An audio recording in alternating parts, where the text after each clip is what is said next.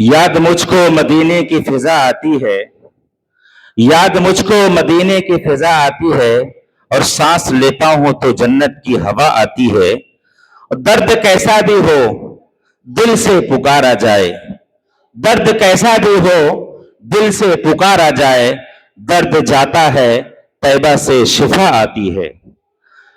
जहां जिक्र मुस्तफा सुन्नत इलाही है, वहां जिक्र इलाही सुन्नत मुस्तफा है। अल्हम्दुलिल्लाह, बाज़ाब्ता तौर पर हमारे और आपके बीच में प्रोग्राम का आगाज कुरान करीम की तिलावत बासआदत और नाते नबी से हो चुका है। जिस उन्वान के तहत में इस महफिल को सजाई गई है, आप लोग बखूबी जानते हैं।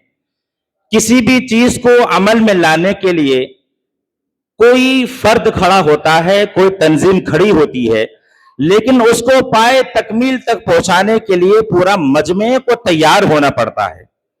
मान लीजिए अगर चंद उलमा ने मिल करके ये बेड़ा उठाया कि हम अपने मुआशरे से इस गंदी और खबीस और मलऊन चीज जिसे डीजे कहते हैं, नाच गाना बजाना कहते हैं, उसे हमने खत्म करने का इरादा किया है, तो जब तक हम उलमा का साथ नहीं देंगे तब तक ये चीज खत्म नहीं हो सकती है।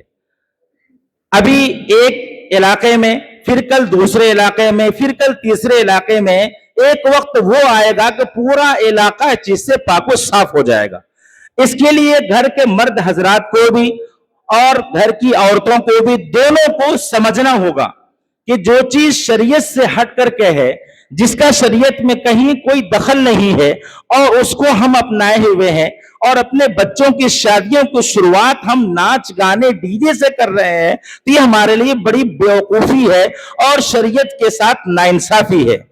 हम कुरान करीम की तिलावत करते हैं, रोजाना नमाज पढ़ते हैं, इय्याका नअबुदु व इय्याका नस्तईन इहदिनस सिरातल मुस्तकीम, कि हम या अल्लाह तेरी ही इबादत करते हैं और तुझसे ही मदद चाहते हैं और तेरी ही मदद चाहते हैं। उसके बाद फिर हमारे अंदर से, हमारे अफ़आल से, हमारे किरदार से, हमारे कारनामे से गैरों की झलक दिखाई दे तो हम आशिक़े रसूल नहीं हो सकते हैं।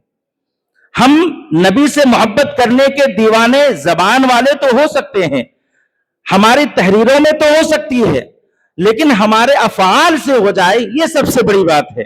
तो हम सबको तहिया करना होगा कि जिन उलमाए कराम ने मिल करके इसका बेड़ा उठाया है, कि हम सब लोग उनका साथ देंगे, और जहां भी, जैसे भी, जिस तरह से भी हमें जरूरत पड़ेगी, हम उनका साथ देंगे इंशाअल्लाह, साथ देंगे ना इंशाअल्लाह। हमारी माँ और बहनें भी सुन रही हैं, ये बहुत बड़ा सवाब है।